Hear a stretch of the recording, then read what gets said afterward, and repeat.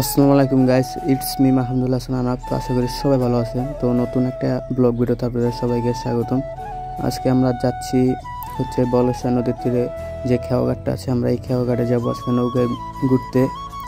তো আমার সাথে আছে বাইরে হয়ে গেছে, আমার সাথে আছে শুভ, সাব্বির, শরীফুল, রুদ্র, বাপ্পি, রাকিব। তো আমরা এই 7 জনে যাচ্ছি নৌকায়।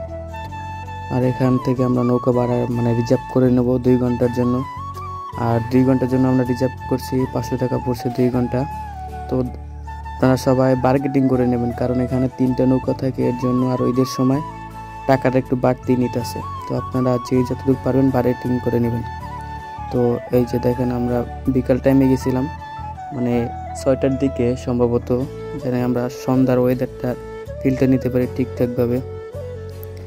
দেখতে দেখতে প্রায় সন্ধ্যা হয়ে যাচ্ছিল, আর আকাশটাও অনেক সুন্দর দেখাচ্ছিল। দেখেন ভিউটা জাস্ট ওয়াও, মনে হয়েছিল যে দিয়ে একটা জদিতে যাব। সবাই এনজয় করতেছিল। এদিকে সামনে বয়ে আমি একটু ফিল নিতেছিলাম নদীর, মনে হয়েছিল সেই একটা জায়গা ভাই। আর বারবার মনে হচ্ছিল যে চশমাটা খুলে দিয়ে একটা নদীতে জাপ দিয়া। আর দেখেন এই সন্ধ্যা প্রায় যায়, এদিকে মনে হচ্ছে যে সূর্যটাই নদীতেই ডুবে যাবে, এমন একটা অবস্থা।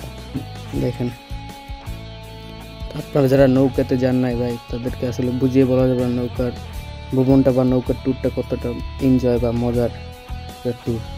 দেখেন সেই একটা ফিলে আছি, কিন্তু আমি সন্ধ্যা হয়ে গেছে অলরেডি।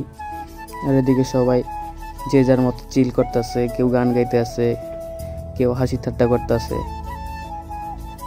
ব্যাপক মজা হয়েছে ভাই। তো আমরা নৌকা ভ্রমণ শেষ করে এখন বাড়ি যাওয়ার উদ্দেশ্যে রওনা হলাম। আর এটা হচ্ছে শামীম বিলের পাশের সড়ক। তো আমরা এই সড়ক থেকে পিরোজপুর শহরে বের হব, তারপর যে যার বাসায় চলে যাব। তো ভিডিওটা এই পর্যন্ত ছিল। আশা করি ভালো থাকবেন, সুস্থ থাকবেন। ধন্যবাদ।